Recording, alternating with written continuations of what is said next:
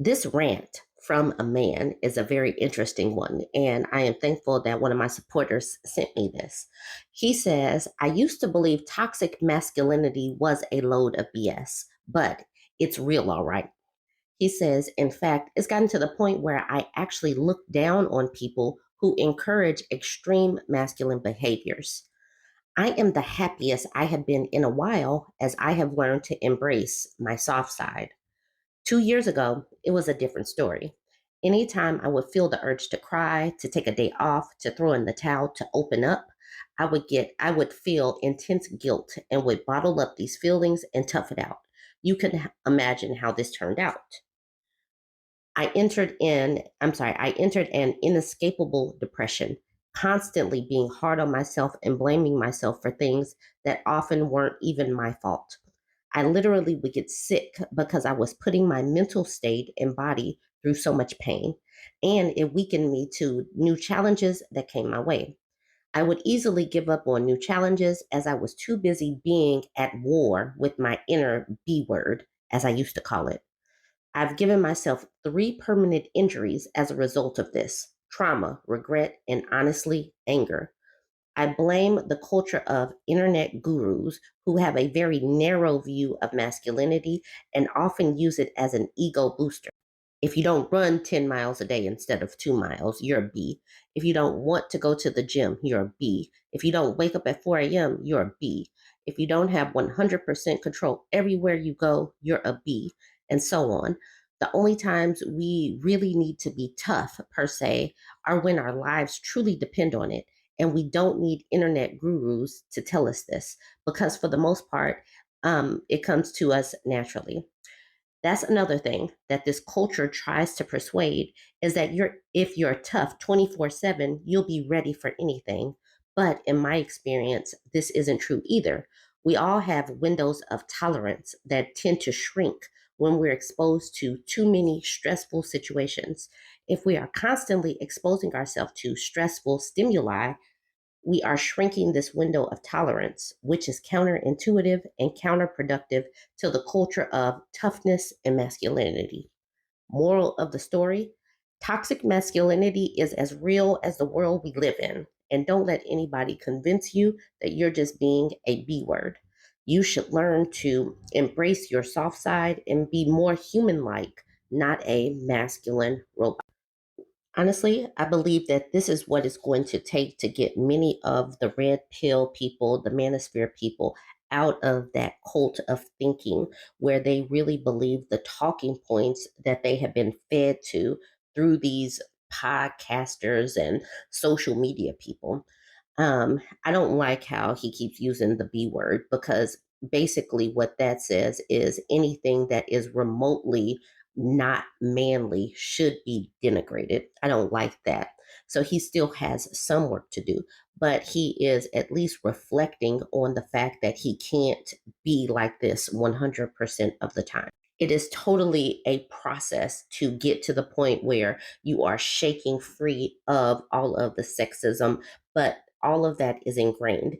Anything that is like a woman or like a girl gets denigrated and masculinity gets propped up.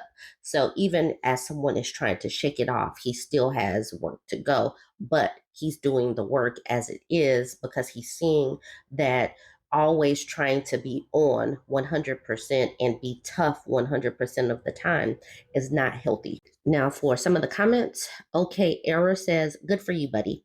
My soft side is something my wife loves about me, and I love this side of me as well.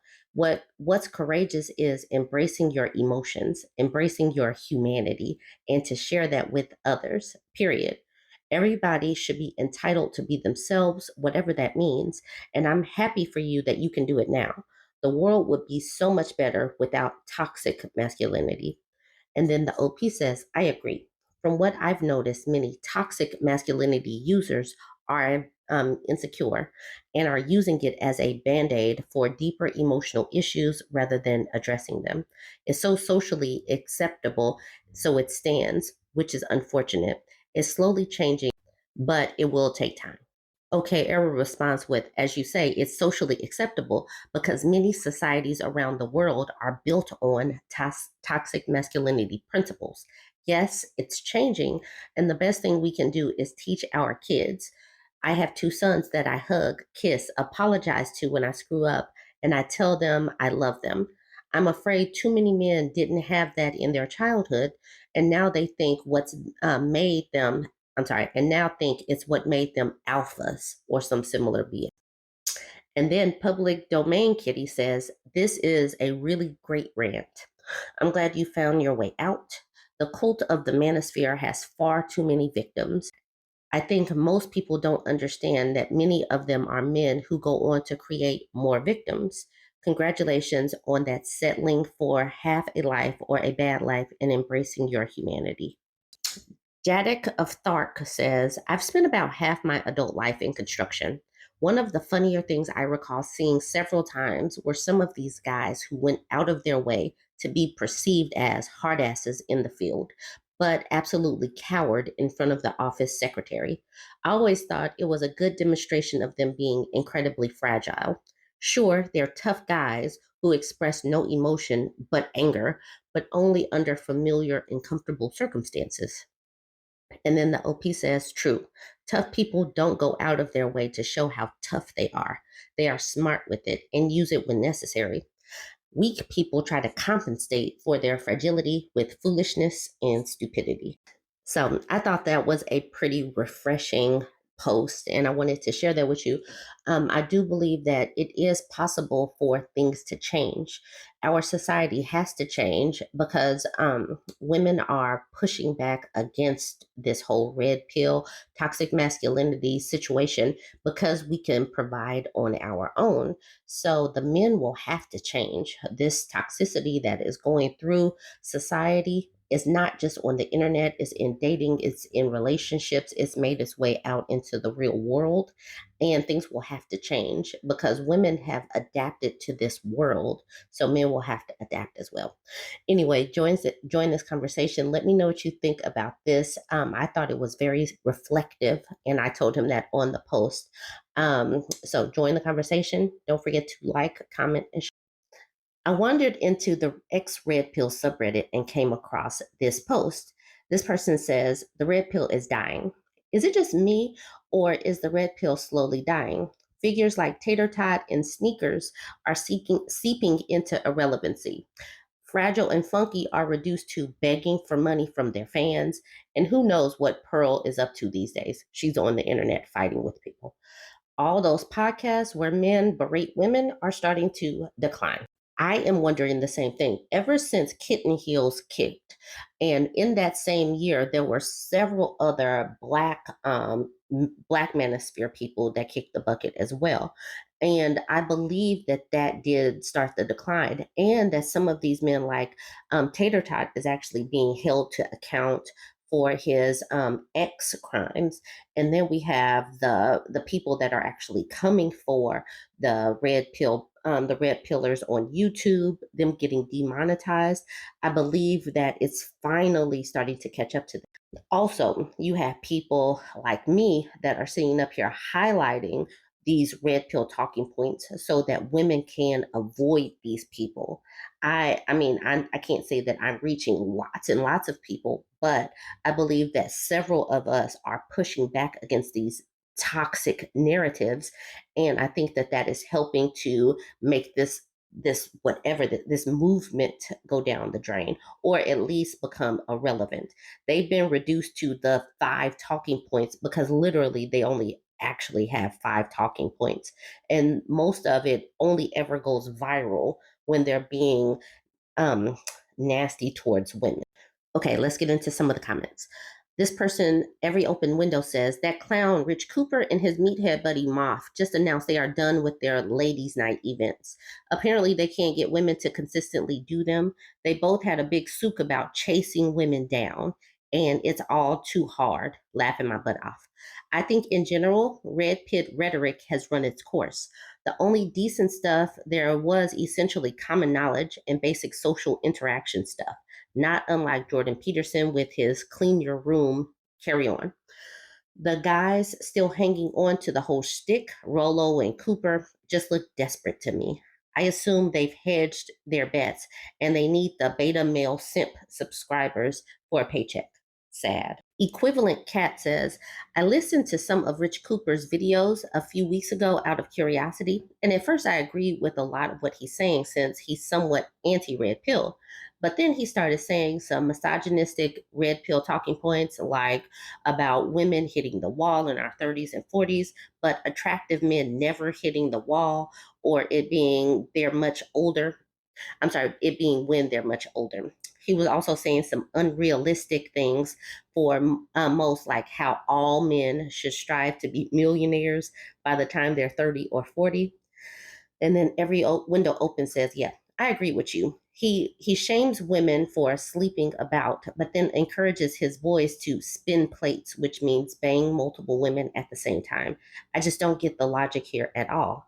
He's also vehemently anti marriage, whilst at the same time bemoaning society and wanting it to go back to the days where people were married. He says, arg, the bloke's logic is so flawed and is clearly built on his own bias and trauma. He needs help, not a platform.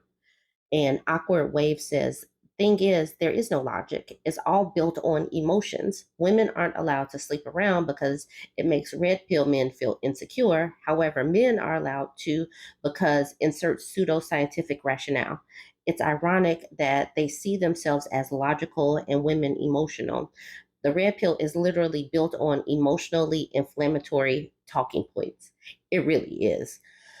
Sure Mechanic says, I've heard one of those pseudoscientific comments. Was told that men were created to have sex with as many women as possible, but women are gross for sleeping with a couple of people. So they basically want to create single mothers while hating on single mothers, shitting on them, and not wanting to date them. Sure Mechanic says, and also they love to call us the emotional ones. Equivalent Cat says, oh, yeah, those things too. I now remember him saying, his confidence got me into listening to his videos, but his arrogance and double standards got me turned off by them. This person says, yep, exactly. The other thing I forgot to mention is him brown nosing the Tater Tot brothers and holding them up as some kind of example to his beta boy audience.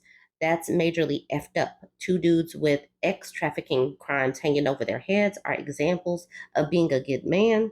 When I heard that, I knew this clown was grifting hard. Equivalent Cat said, oh, now I remember him mentioning the tater tot. That turned me off, like saying he doesn't agree with everything he says, but he does have good points. Silver Tango says, I think he was one of the guys who got screwed over in a divorce and he was never able to move past it. He has a daughter, from what I understand. Scary. Flora Calendula says, I never thought I'd say this, but most men over 35, if there's a wall to be hit, have hit it. The poor wee things, so many of them are hiding their baldness under under beanies and ball caps. And their beer guts and dad bods when they've never been dads under the bottom edge of the photo. And honestly, that's one of the reasons why I do some of the videos that I do, because so many of these men talk so badly about women, but then it's literally projection because you show a picture of them and it's like, why are you remotely talking about anyone's looks? Because you looking like you look. um, but other people are noticing these things as well. That's the reason why I wanted to highlight Flora Calendula's comment. She's talking about they have dad bods but have never been a dad. But the crazy thing is, why are their hormones all over the place? And they've never produced any babies. They've never built any babies or had any babies. So why are their bodies looking like this? Anyways, I want to know what you think. Do you believe that the red pill is finally on its way out? Let me know. Join the conversation. Don't forget to like, comment, and share.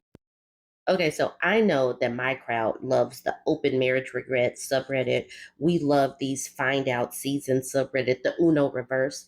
But it's mostly because these men are finding out that their women are actually desirable, but they've just been taking them for granted.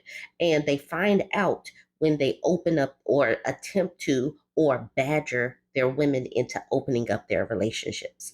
So this question was asked in the stupid question subreddit.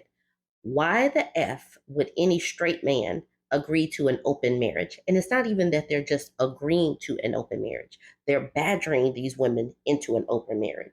Okay, so she says, this is partially going to be a debate I'm having with my best guy friend right now. I'm a very progressive, sexually liberated woman. My husband and I both had experiences before we met each other. That's a time in life I cherish and appreciate. My point is that while I'm in a monogamous marriage, I'm not naive or closed minded. A lot of our friends are poly, and I have seen it work out when it's done in a healthy way. They usually enter in the relationship with a dynamic and have boundaries up front that make sense. To me, that feels different than opening a marriage. I just had lunch with one of my guy friends who told me he wants to try this. I asked what he thought he would get out of this, and he told me he felt like both him and his wife would benefit from sexual experiences outside of their marriage. He started talking about how he's excited for them to both get on the apps because they got together before Tinder was really a thing. Their rule is no mutual friends or coworkers, so this is really the most plausible avenue for him to find someone. But they also want casual sex, no outside relationships. My question, am I cynical or is he delusional? He's delusional. Statistically, women already have more matches than men on apps, and there are far more women bots and scammers. It's basic math that his wife will get more matches. Even setting that reality aside, who do you think is going to have more luck? The woman who explains she only wants casual sex or the man? When I was younger and on Tinder, a married man was an immediate no. I didn't care if they were open. I had enough matches without a potential mess. I just cannot imagine this going well for him. To be clear, this was his idea. He's sitting next to me now, so I thought I'd put this to Reddit. He claims nothing will hurt his feelings. And yes, we are 2 beers deep on a Wednesday afternoon, so this is a bit silly. I'm on maternity leave, he's on fun deployment. Before anyone comes at us, we've been platonic friends for 15 years. There's not a reason. That's not the reason he told me. LOL. So I guess, they're sitting up here reading these comments because he says, edit from my friend, point taken. So I guess he's seeing that maybe he shouldn't do this. And edit from me, as in the OP. Are y'all okay? Last edit. Well, I think y'all saved him from making a big mistake. All right. So um, let's get into some of these comments because the edits were kind of interesting. So this is where I was tagged. Queen Cachet says, the married man's fantasy love story.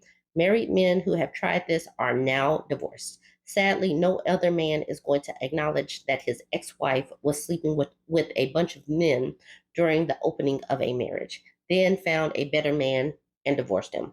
Shaking my head. And so this is where I was tagged in. Bob Num says, one of my friends asked his wife for an open marriage. She was against it, but he pushed her until she agreed.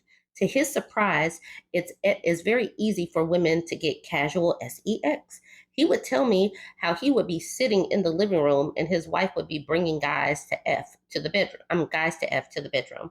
Not surprising, they are divorced now. Edit, since people are saying that this is fake.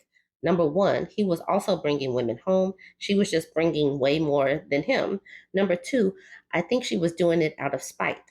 She did want to be with him. At least that's what he told me. Maybe she was hoping that he would change his mind. I don't know.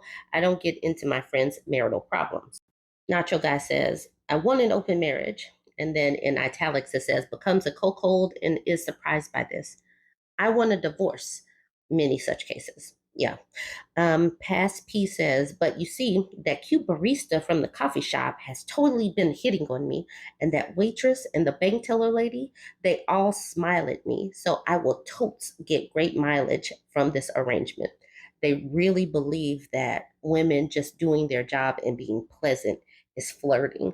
That's the reason why they think that they could get any woman, no matter their age, what they look like, and all of that. This person says, when I worked front desk at a pediatrician, I actually bought a new fake wedding ring. I lost my real one and hadn't replaced it because a couple of the dads were looking at me like they want me to be their kids' new mommy. Sir, I'm married. I'm paid to be nice, and I know for a fact you don't remember your kids' birthdays. Hard pass. Harvey says if the dad is filling in the paperwork for camps, extracurriculars, permission slips, they will know their kids' birthdays. I still remember two of my kids' social security numbers. I mean, I'm glad that he knows his children's information, and that should be a given for most parents. But the bar is in hell if he wants a cookie for that. All right, let's go to the next. Icy Tiger says every single couple I know who has opened their marriage, which is only four, is now divorced. One couple went south so badly they lost custody of their children. Maternal grandmother is raising them. I keep hearing and reading that you should only broach polyamory if the primary relationship is stable. It seems like opening a stable relationship is a great way to destabilize it. And with that, I'm going to end it there because it is, I mean, we've seen this, we know this. And from the edits, it seems like the man was getting it because in the edit, he says, point taken. So hopefully he doesn't. But I am so confused as to why men keep broaching this because these stories, the storyline is pretty much the exact same every time we get to an open marriage post, an open marriage regret post. Now, for a little humor, I came across this video on the Twitter, and y'all need to see it. And I'm totally sure that it's a skit, but it's what I imagine that these men are feeling whenever their wives or girlfriends go on a date, but they're in an open marriage that they agreed to or pushed for. So go ahead and watch this video. Let me know your thoughts at the end. Don't forget to like, comment, and share. Sorry, I have to go. Okay, where's he taking my lady? Tell him to treat my lady right. Hey. Hey. You right? Modern women. You ever been in an open relationship? Can't say I have. They're very healthy. I mean, I could see whoever I want as well. Oh yeah? Yeah. Oh, okay. That's cool. I choose not to. This is just a first date. She'll probably just have a couple drinks with him and make plans to see him another time. Yeah. Hey, what's up, babe? Oh, hey, what's up, fella? Feller. Oh, this is the thing. Yeah. You play, you hoop. You're tall guy. But she, I guess, didn't tell me that she was going to be bringing him back. Hey, I just want to make sure everything's okay. You know, you weren't gone for very long. It's a photo from our anniversary. Took her to the Riverwalk in San Antonio. Beautiful. You want to watch something? Oh, hey, thought I smelled smoke. It was really fun.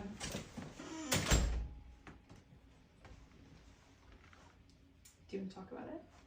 Talk about what? I'll go to my room. Yeah. I'm sorry. What'd you say?